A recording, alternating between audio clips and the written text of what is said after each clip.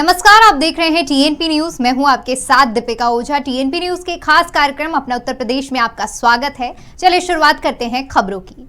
उत्तर प्रदेश में बीजेपी के पूर्व प्रदेश अध्यक्ष स्वतंत्र देव सिंह ने विधान परिषद के नेता पद से इस्तीफा दे दिया है। स्वतंत्र देव सिंह के इस्तीफे के बाद विधान परिषद में नए नेता का चुनाव भी कर लिया गया है। डिप्टी सीएम केशव प्रसाद मौर्य विधान परिषद के नए नेता होंगे।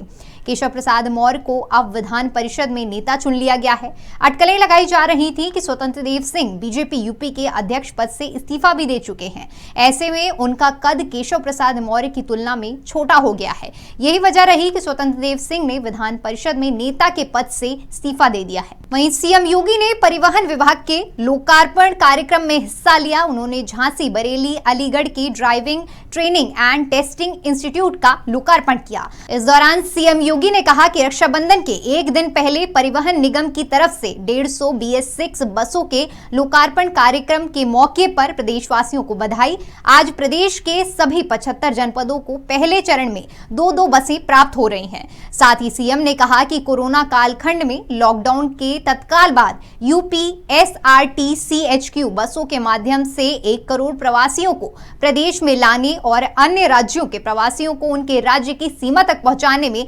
सफलता हासिल हुई है, जिसमें करीब 40 लाख प्रवासी कामगार केवल उत्तर प्रदेश के थे। वहीं सीएम योगी ने परिवहन विभाग की तरफ से कई योजनाओं का शिलान्यास और लोकार्पण किया। इस मौके पर उन्होंने ऐलान किया कि प्रदेश में अब बस अड्डों को एयरपोर्ट की तर्ज पर विकसित किया जाएगा। प्रदेश के बस अड्डों पर वे सभी सुविधाएं उपलब्ध होंगी जो एयरपोर्ट पर होती हैं। उन्होंने परिवहन विभाग को इस दिशा में कार्य करने के निर्देश दिए हैं। साथ ही यह भी कहा है कि जल्द ही आने वाले समय में 60 साल से ऊपर की महिलाओं को परिवहन विभाग की बसों में मुफ्त यात्रा का लाभ मिल सकेगा। सीएम ने कहा कि अगर भारत के एयरपोर्ट वर्ल्ड क्लास बन सकते हैं तो हमारे बस स्टेशन क्यों नहीं।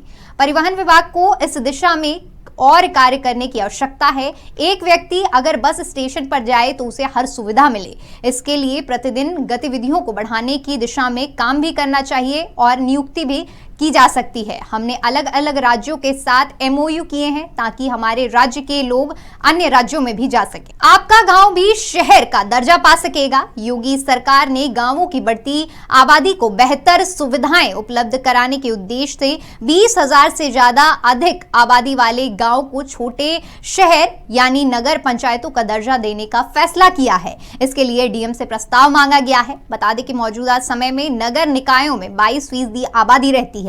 अब इसी आबादी को बढ़ाकर 30% तक करने की तैयारी की जा रही है, जिससे वहां रहने वालों को स्थानीय स्तर पर बेहतर सुविधाओं के साथ साथ रोजगार के संसाधन भी उपलब्ध कराए जा सके। इसी के आधार पर नई नगर पंचायतें बनाई जा रही हैं। नगर विकास अधिकारी ने जिला अधिकारियों से कहा कि उनके यहाँ 20,000 से ज्यादा आबादी वाले जितने भी ग्राम पंचायतें हैं उनका स्थलीय परीक्षण कराया जाए और अगर वे नगर पंचायत बनने की श्रेणी में आती हैं तो इसका प्रस्ताव उपलब्ध कराया जाए। वहीं सीएम योगी ने युवाओं को स्वरोजगार से जोड़ने के लिए उद्यम सारथी ऐप के माध्यम से सिंगल विंडो सिस्टम की शुरुआत की है।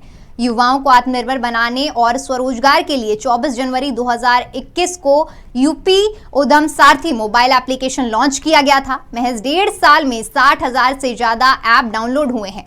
ऐप उद्यमों से जुड़ी हर प्रकार की जानकारी से लेकर नौकरी लगवाने तक में मददगार रहा है। मोबाइल पर ही पूरी जानकारी दी जा रही है और नए उद्योग लगाने से लेकर हर समस्या का समाधान किया जा रहा है। दूसरे चरण में MSME विभाग द्विपक्षीय संवाद के लिए जल्द 30 सीटर कॉल सेंटर करने वाला है। इसमें हर कार्य दिवस में सुबह 9 से 7 बजे तक चर्चा की जा सकेगी। MSME के अपर मुख्य सचिव ने बताया कि उद्यम सारथी ऐप उद्योगों से जुड़े हर सवाल और समस्या का समाधान है।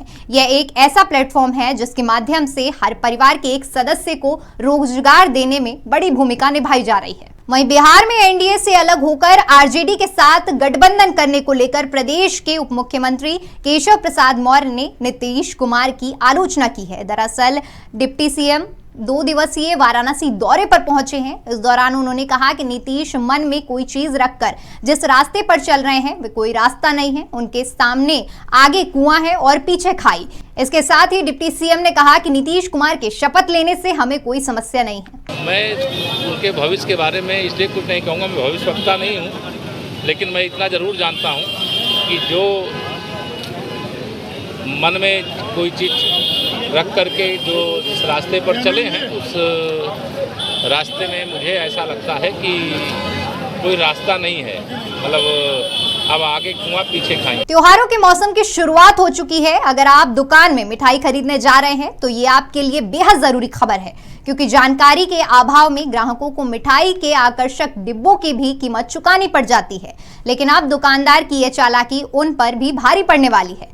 दरअसल योगी सरकार की घटतौली करने वाले दुकानदारों पर टेढ़ी नजर है। मिलावट के बाद सरकार अब घटतौली करने वालों पर अंकुश लगाने की तैयारी कर रही है। सरकार ने सख्त आदेश जारी किए हैं कि मिठाई तौलते वक्त अगर डिब्बे का वजन उसमें शामिल किया गया और वह पकड़ा जाता है तो उस पर 5,000 रुपए का जुर्माना लगाने का प्रावधान किया गया है। इसके शिकायत के लिए एक टोल फ्री नंबर भी जारी किया गया है। वहीं सपा प्रमुख अखिलेश यादव कन्नौज दौरे पर पहुंचे। इस दौरान उन्होंने तिरंगा यात्रा को लेकर बीजेपी और आरएसएस पर जमकर निशाना साधा।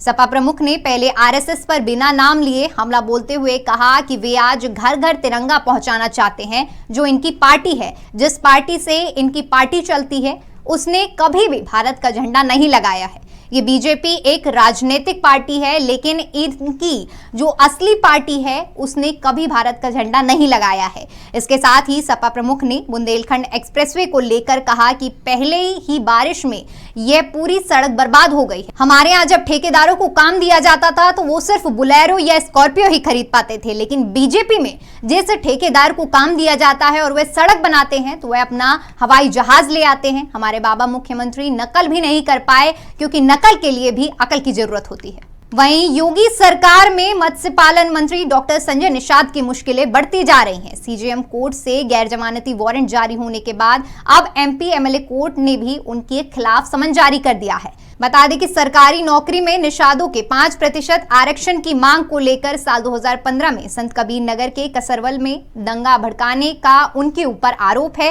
इस दंगे में 2 युवकों की मौत भी हो गई थी। वहीं नोएडा की सोसाइटी में महिला से बदसलूकी करने वाला गालीबाज श्रीकांत त्यागी को पुलिस ने गिरफ्तार कर लिया है। कोर्ट ने श्रीकांत त्यागी को 14 दिनों की न्यायिक हिरासत में भेजा है। गालीबाज नेता से गैंगस्टर बने श्रीकांत त्यागी की आपराधिक कड़ियां पुलिस जोड़ने में लगी हुई है, ताकि कोर्ट में उनके खिलाफ मजबूती से पक्ष रखा जा सके। इतना ही नहीं, श्रीकांत त्यागी के मददगारों पर भी गाज गिरने वाली है।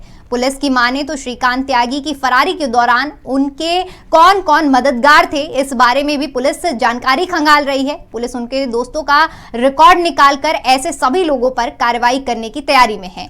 ऐसे में नोएडा पुलिस श्रीकांत त्यागी के दोस्तों का भी कानूनी हिसाब करने की तैयारी में है। शासन स्तर से भी मददगारों पर सख्त कार्रवाई करने के निर्देश दिए गए हैं। बता दें कि इस मामले में अब तक श्रीकांत त्यागी समेत 10 लोगों को गिरफ्तार कर लिया गया है। वहीं सोनभद्र के जिला जेल में बहनों ने जेल में बंद भाइयों को राखी बांधी। इसके साथ ही बहनों ने भाई बहन के पवित्र बंधन का महत्व भी बताया। उन्होंने कहा कि भाई, हम बहनों को आज के दिन कुछ उपहार देते हैं, लेकिन वे चाहती हैं कि भाई बुराइयों को त्याग कर हम लोगों को संकल्प दे कि वे अच्छे रास्ते पर चलेंगे, जिससे उन्हें इस जेल में दोबारा न आना पड़े। बंदियों के साथ साथ जिला कारागार अधीक्षक सौरभ श्रीवास्तव और अन्य लोगों को भी राखी बांधी गई। जेल अधीक्षक ने सभी बहनों का आभार जताते हुए साथ ही बहनों को आध्यात्मिक अनुभूति के लिए ज्ञानामृत पत्रिका भी दी। सोनभद्र में रॉबर्ट्सगंज में स्थापित प्रजापति ब्रह्मा कुमारी संस्थान की बहनें हमारे यहाँ आईं और लगभग 350 बंदियों को राखी बांधी। उन्होंने यहाँ आकर के उनका मनोबल भी बढ़ाया और न केवल मिठाइयों का वितरण किया, बल्कि जो आध्यात्मिक अनुभूति के लिए एक पत्रिका है उनकी ज्ञानामृत, उसका भी वितरण किया और साथ ही साथ संकल्प पत्र भी लिया बंदियों से। उस संकल्प पत्र में बंदियों ने अपनी कमियों को ब्रह्म कुमारी बहनों को दान में दिया। वहीं सोनभद्र के म्योरपुर विकास खंड में हजारों की संख्या में आदिवासी समुदाय के लोगों ने विशाल जुलूस निकाला। इस दौरान आदिवासी बच्चों ने कर्मा नृत्य का मनमोहक प्रदर्शन किया। इस पूरे जुलूस के दौरान ब्लॉक प्रमुख और जिला पंचायत सदस्य भी मौजूद रहे। उन्होंने कहा कि विश्व आदिवासी दिवस के उपलक्ष्य में बड़ी ही खुशी के साथ आदिवासी समाज के लोगों ने विशाल जुलूस निकाला है। चलिए फिलहाल के लिए वक्त तो चला एक छोटे से ब्रेक का। TNP न्यूज एक हिंदी भाषी न्यूज चैनल है। TNP ग्रुप का मूल उद्देश्य ग्रामीण क्षेत्र के युवाओं को पत्रकारिता का ज्ञान और कौशल प्रदान करना है। अधिक जानकारी के लिए विजिट करें हमारी वेबसाइट tnpnews.in या graminreporter.com।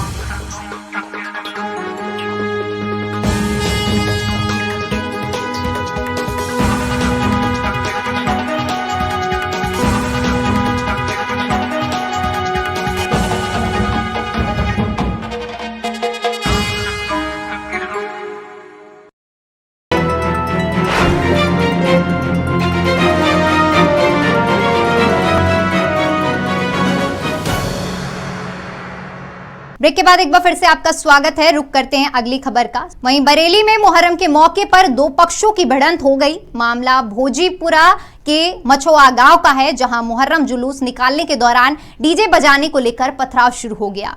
पुलिस के सामने ही दबंगों ने पथराव के बाद महिलाओं को लाठी डंडों से जमकर पीटा। भीड़ में शामिल खुराफातियों ने दुकानों में भी तोड़फोड़ की। बवाल और पथराव की सूचना मिलते ही डीएम और एसएसपी कई थानों की फोर्स के साथ गांव पहुंचे और ग्रामीणों को समझाकर माहौल शांत कराया। पुलिस ने बवाल के बाद कई लोगों को हिरासत में ले लिया है, जिनसे पूछताछ की जा रही है। वहीं एसपी क्राइम ब्रांच ने बताया कि गांव के हालात पूरी तरह से सामान्य हैं। मौके पर फोर्स मुस्तैद है। वीडियो फोटो के आधार पर बवाल में शामिल लोगों की पहचान कर उनके खिलाफ कार्रवाई की जाएगी। कुछ लोगों को हिरासत में लेकर भी पूछताछ की जा रही है। ये बात है कि इस पे बहुत ज़्यादा डीजे इत्यादि लगा है, उनसे वार्ता करके वो डीजे उतरवा दिया गया और बातचीत करके उसको रवाना किया जा रहा है और कुछ लोगों की पहचान की गई है। वहीं वाराणसी के मिर्जा मुराद के करधना गांव में ताजिया जुलूस निकालने को लेकर जमकर बवाल हुआ। ताजिया ले जाने के दौरान सड़क पर दो पक्षों में विवाद हुआ और जमकर ईंट पत्थर चले। सूचना मिलते ही पुलिस के आला अधिकारी मौके पर पहुंचे और विवाद कर रहे लोगों को खदेड़ा। साथ ही पुलिस ने घटना के दौरान घायलों को उपचार के लिए अस्पताल में भर्ती कराया। मामले की जानकारी देते हुए पुलिस अधीक्षक ग्रामीणों ने बताया कि जामुन के पेड़ को काटने को लेकर दो पक्षों में पथराव हुआ। जामुन की डालें बहुत पतली थी। हिंदू पक्ष ने कहा कि मैं काटूंगा, तो वहीं मुस्लिम पक्ष खुद ही उसे काटने के लिए आगे आ गया। ताजिया में शामिल लोगों को घर भेज दिया गया। जल्द ही जांच कर दोषियों को चिन्हित किया जाएगा। यहाँ पर बहुत पतली पतली डालें थी पेड़ों की, उन्हीं को काटने को लेकर विवाद हो गया। हिंदू पक्ष कह रहा था कि मैं काटूंगा, मुस्लिम पक्ष कह रहा खुद काट रहा था, उसी को लेकर के विवाद हो गया, जिसमें दोनों पक्षों में पथराव हुआ है।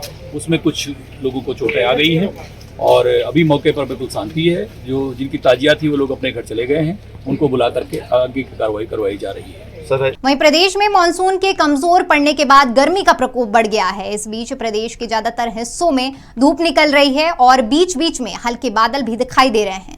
ऐसे में तापमान में बढ़ोतरी हुई है और गर्मी पसीने छुड़ा रही है।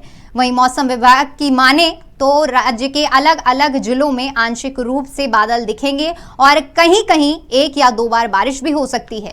वहीं कुछ स्थानों पर धूप निकलने से उमस भरी गर्मी। साथ ही मौसम विभाग की तरफ से यह भी कहा गया है कि 11 अगस्त से कई जिलों में झमाझम बारिश हो सकती है। चलिए फिलहाल के लिए उत्तर प्रदेश की खबरों में इतना ही। देश और दुनिया की तमाम बड़ी खबरों के लिए हमारे YouTube चैनल को सब्सक्राइब करें। खबरों को विस्तार से जानने के लिए हमारी वेबसाइट www.tnpnews.in पर विजिट करें। धन्यवाद।